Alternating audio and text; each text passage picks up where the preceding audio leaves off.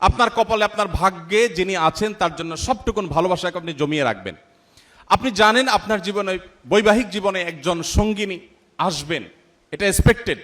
কিন্তু আপনি এখন থেকে যদি কোথাও প্রেমের নামে অবৈধ সম্পর্ক করেন, অবৈধ রিলেশন করেন, হারাম সম্পর্ক স্থাপন করেন, তাহলে দিন শেষে আপনি কিন্তু আপনার সেই হবু স্ত্রীর সাথে বিশ্বাসঘাতকতা করলেন। একজন নারী হিসাবে আপনি যদি কোনো ছেলের সাথে অবৈধ সম্পর্ক করেন জাস্ট সময় কাটানোর জন্য, জাস্ট টাইম পাস করার জন্য, তাহলে আপনি আপনার সেই হবু স্বামীর সাথে বেঈমানি করলেন, আপনি তার সাথে বিশ্বাসঘাতকতা করলেন।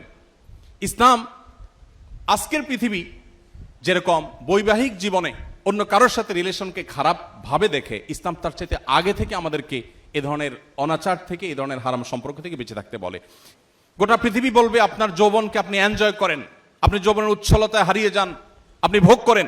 ইসলাম আপনাকে বলবে আপনি কন্ট্রোল করেন, আপনি নিজেকে নিয়ন্ত্রণ করেন। নবী করিম সাল্লাল্লাহু আলাইহি সাল্লাম তার তারুণ্যকে এইভাবে তিনি সংরক্ষণ করেছেন। এজন্য আপনাদের তারুণ্যে যেন কালিমা না লাগে। আমাদের মুখতার ভাই বিবাহ সম্পর্কে বলছিলেন, একজন মুসলিম তরুণ তার তারুণ্যে মনে চাইলো আর কোনো পাপাচারে লিপ্ত হয়ে গেলেন, আল্লাহর অবাধ্য হয়ে গেলেন, বিবাহ বহির্ভূত কোনো সম্পর্কে জড়িয়ে পড়লেন, এটি কোনো মুসলিমের সাথে অন্তত যায় না। পৃথিবী মানুষের চরিত্রের ব্যাপারে, বিশেষ করে কোনো মানুষ বিবাহিত লাইফে থাকলে, তিনি যুগলবন্দি জীবনে থাকলে অন্য কারোর সাথে সম্পর্ক রাখাটাকে গোটা পৃথিবীর সকল সমাজ খারাপ মনে করে।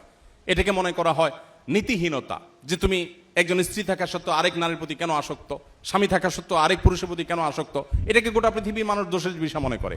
নবী করিম সাল্লাল্লাহু আলাইহি সাল্লাম যে জীবন দর্শন আমাদেরকে দিয়ে গেছেন সেটা এর চাইতে আরো কয়েক ধাপ এগিয়ে। সেটা হলো আল্লাহ আপনাকে যে তারুণ্য দিয়েছেন, এ তারুণ্যের সবটুকুন ভালোবাসা আপনি জমিয়ে রাখবেন আপনার সে জীবন সঙ্গিনীর জন্য। যেই যুবক তার তারুণ্যকে, তার যৌবনের চাহিদাকে কন্ট্রোল করতে পারে না,